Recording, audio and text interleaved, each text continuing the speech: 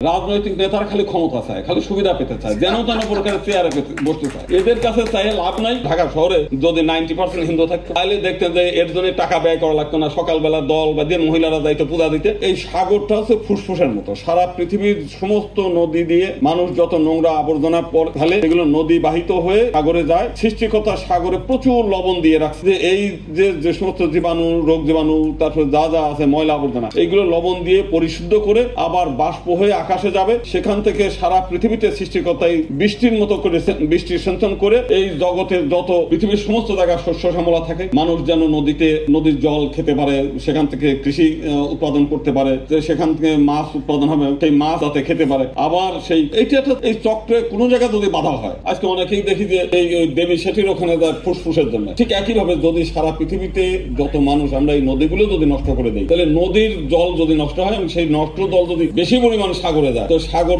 কিন্তু একসময় এই বাষ্প হওয়া বন্ধ হয়ে যাবে। এবং বাষ্প বন্ধ হলে বৃষ্টি বন্ধ হবে, বৃষ্টি বন্ধ হলে সেই যেখানে পর্বতের মাথায় সেখানে রিজার্ভ কমবে, একসময় পৃথিবী ধ্বংস হবে। ডাক্তাররা বলছে নদীর মাছ খাওয়ার জন্য। দেখেন আজকে আমরা বলতে চাই যে এই যে রাজনৈতিক নেতাদের কাছে আপনারা অঙ্গীকার চাচ্ছেন না। রাজনৈতিক নেতারা খালি ক্ষমতা চায়, খালি সুবিধা পেতে চায়, যেন তেন প্রকারের চেয়ারে বসতে চায়। এদের কাছে চাই লাভ নাই। বরং আমাদের দাবি করা উচিত যে এখন 100 সদস্যের যে উচ্চ কক্ষের একটা আছে, সেই কক্ষে অন্তত একজন পরিবেশ বাঁচাও আন্দোলনের একজন কর্মকর্তাকে ওই পার্লামেন্টে রাখতে হবে।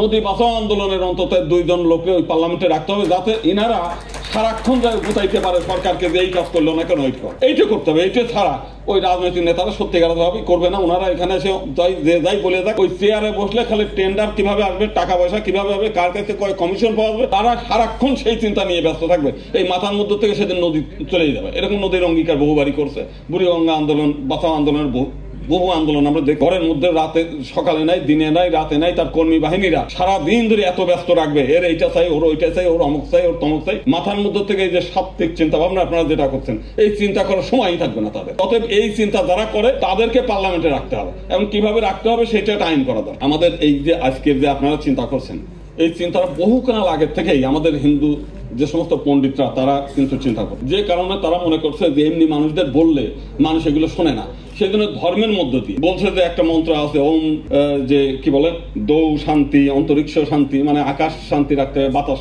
শান্তি রাখতে হবে, মাটি শান্তি রাখতে হবে, জল শান্তি রাখতে হবে, মন্ত্রের মধ্যে। এবং দেখবেন যে সেইখানে বলছে যে প্রত্যেকদিন মানুষ যেন প্র্যাকটিসিং এ নিয়ে আসে, নদীতে যায় ফুল টুল দিয়ে যেন নদীতে পূজা দিয়ে আসে। তো নদীতে পূজা দিলে কি করবে, ওই নদীতে কেউ ময়লা ফেলবে না, আবর্জনা ফেলবে না, কারণ নদীতে স্নান করে পূজা দিয়ে আসে, তো যেমন ভারতের গঙ্গায় হবে।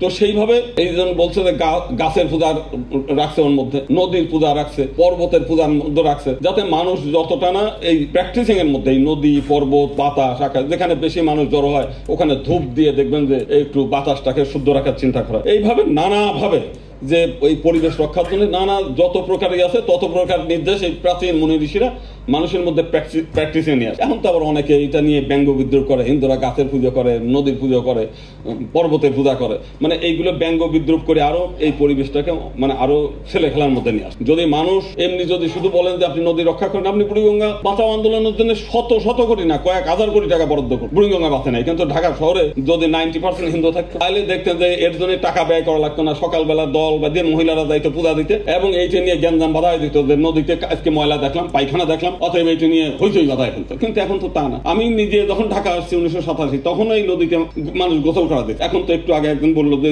নদী থেকে 2 কিলোমিটার দূরের থেকে এই কয়েকদিন পরেই দুর্গন্ধ ছড়াবে। এই ঢাকা শহরে মানুষ যত মানুষের আপনি এক জায়গাতে হাঁটবেন, হাঁটার পরে দেখবেন যতগুলো চাউলের দোকান তার অন্তত 10 গুণ হচ্ছে ঔষধের দোকান। আপনারা মানে থাকেন, এবং আপনারা থাকলে যদি এই আপনাদের এই শুদ্ধ চিন্তা যদি থাকে, তাহলে এই দেশের সমস্ত মানুষ বাঁচবে এবং আমরা টিকে থাকতে পারবো। ধন্যবাদ সবাইকে।